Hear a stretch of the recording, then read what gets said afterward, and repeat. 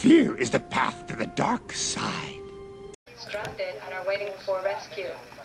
Some officials say the death toll will exceed 10,000 just in Miyagi. It is not known how big the damage will be. And at Tokyo Electric Power Company's #1 nuclear power plant in Fukushima, the worst scenario, a core meltdown took place for the first time in Japan. Facing the fierce rage of the nature, people are feeling helplessness. But we must overcome this crisis, no matter what. Even now, the aftershocks are continuing, and we're receiving information on damage minute by minute. The quake left huge damage in a wide area. In Rikuzen Akata City in Iwate Prefecture, many dead bodies were witnessed. At least 600 people are believed to have died in Iwate. And in Miyagi, police said today that the death toll will be in tens of thousands for sure. There are towns where over 10,000 residents can't be contacted. In Namie Town, Fukushima Prefecture, over 900 people were found missing. And with this huge quake and tsunami at the #1 nuclear power plant in Fukushima, core meltdown occurred for the first time. The building housing #1 reactor exploded, exposing people with radiation. This is developing into a serious situation. We will report the latest information about the nuclear power plant during the program. This was a huge, gigantic earthquake and tsunami which modern society had never experienced. What happened at the affected site?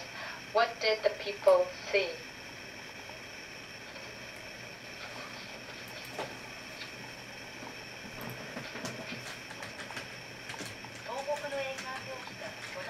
The enormous earthquake and the great tsunamis hit the coast of Tohoku region. With the passage of time, the gravity of the damage is becoming more clear.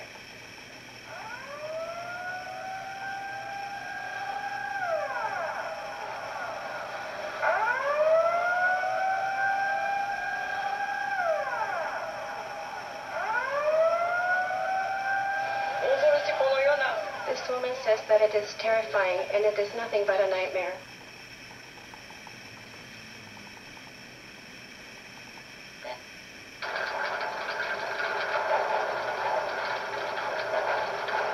This is Sendai City in Miyagi Prefecture. The earthquake registered 6 on the Japanese scale, intensity scale.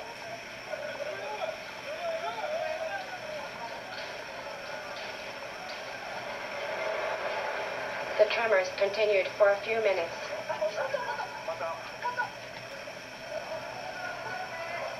And aftershocks followed the main quake. This woman said that she could not stand and she had to squat.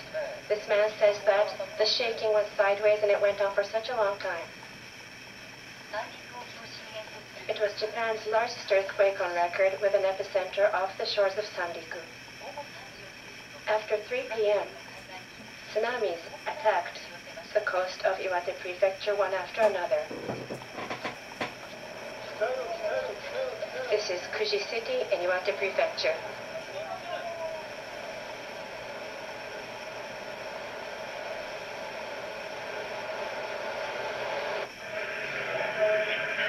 This is Rikuzen Takata City, also in Iwate Prefecture.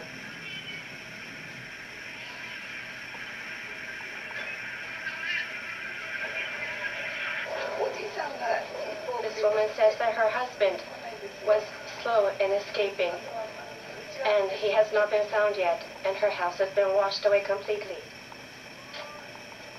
This is Ofunato City in Iwate Prefecture.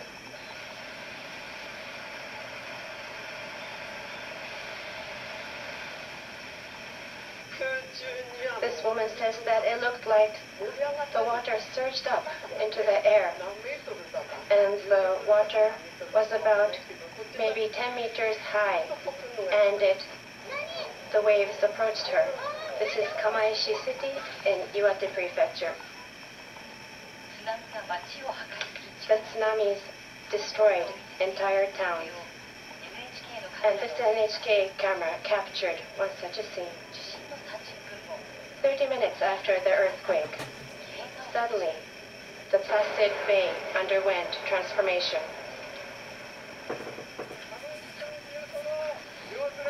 This is the port of Kamaishi, and the water has climbed over the port breakwaters and is flowing into the city.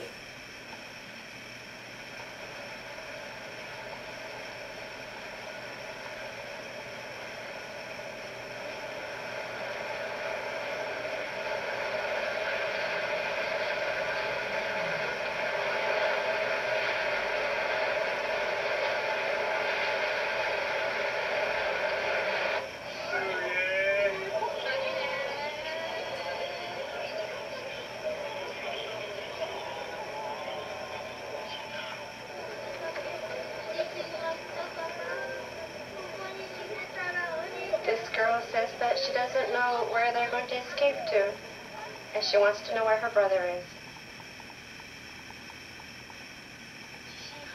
1 hour after the earthquake, the great tsunami waves swallowed the plains of southern Miyagi as well. This is Sendai City and Natori City in Miyagi Prefecture, about 3:56 p.m.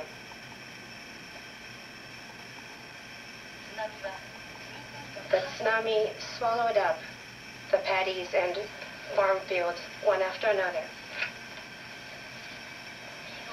Without relenting, maintaining its speed, it approached the town.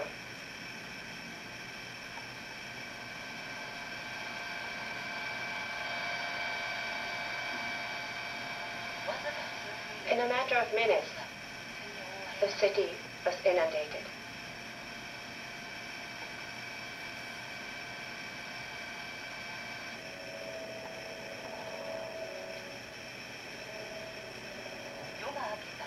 The morning after the earthquake, yesterday, we entered the town of Natori.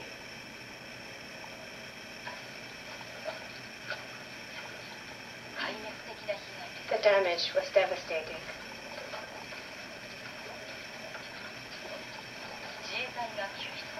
Self-defense force troops had started rescue operations.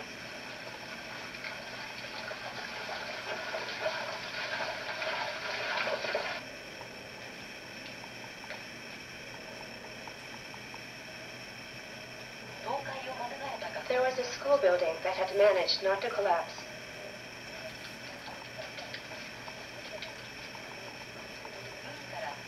It's the Yuriage Junior High School, 1.3 kilometers from the sea.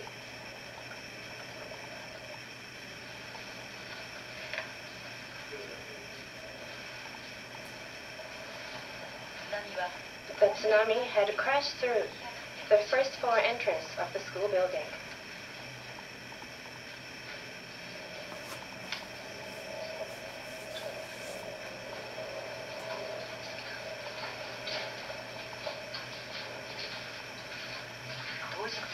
The school graduation ceremony had been held on Friday, the day of the quake.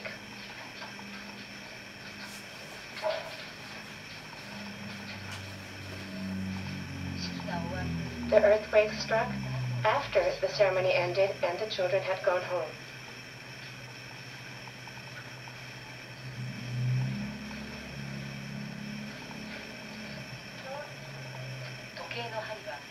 The school clock had stopped at 2:46, the time that the earthquake struck.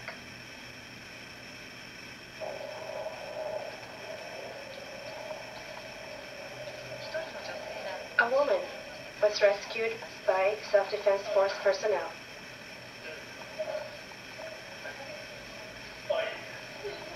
This woman thanks the self-defense force troop and says she is all right.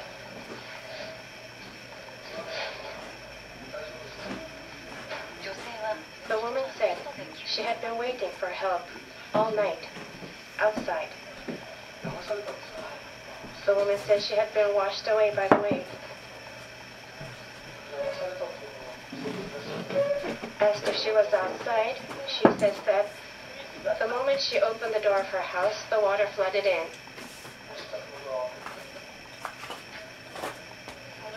She says that there happened to be a tree nearby, so she struggled and grabbed the tree to prevent herself from sinking under the water. She hung onto the tree with the water all around her.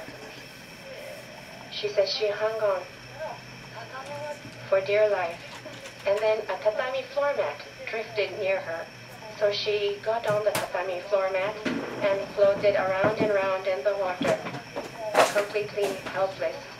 She drifted around the houses and found herself washed near the school. She says her daughter was washed away with her, but has not been found.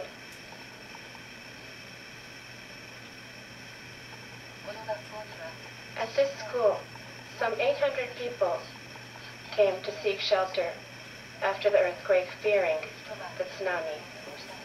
They spent a very cold night in refuge. This man says there's no water, the water has stopped, and there's no electricity, and the phones are not working. He says there's no such thing as lifelines here.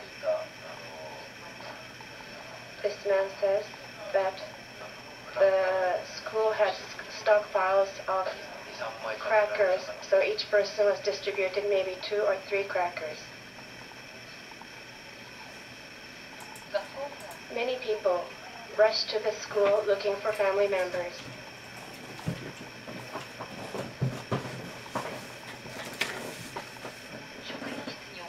They looked through the roster of evacuees in the staff room of the school, looking for the names of their family members.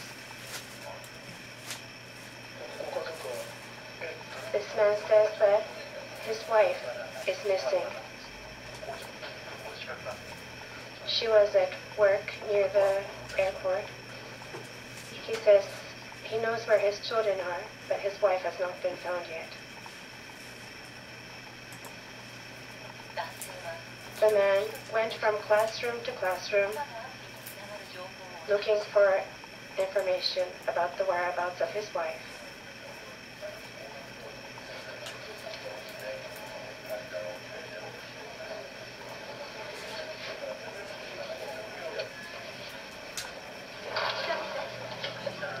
This woman asks him if he has looked downstairs.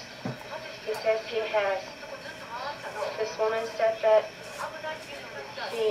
she tried to visit and look for neighbors, but she did not have enough time to look for his wife. She apologizes to the man. They encourage one another. The man could find no information related to the whereabouts of his wife. He decided to wait for his wife to contact him at a relative's house.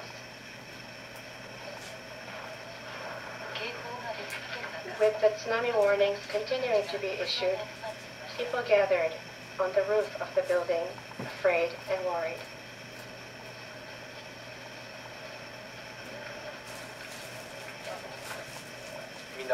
This man says his family is safe, but his house has been destroyed. He says that beyond the houses still standing, there were still more houses, but they're all gone. This woman says that she left her house with nothing. All she managed to do was to evacuate her elderly parents. She says she doesn't know what to do because her house and everything is gone. But she says everyone is in the same position here.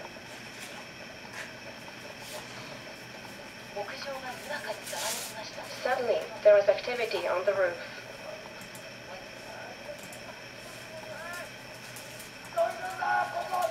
Someone shouts, "There is still another person." They ask self-defense force troops to help. Fear leads to anger. Anger leads to hate. Hate leads to suffering.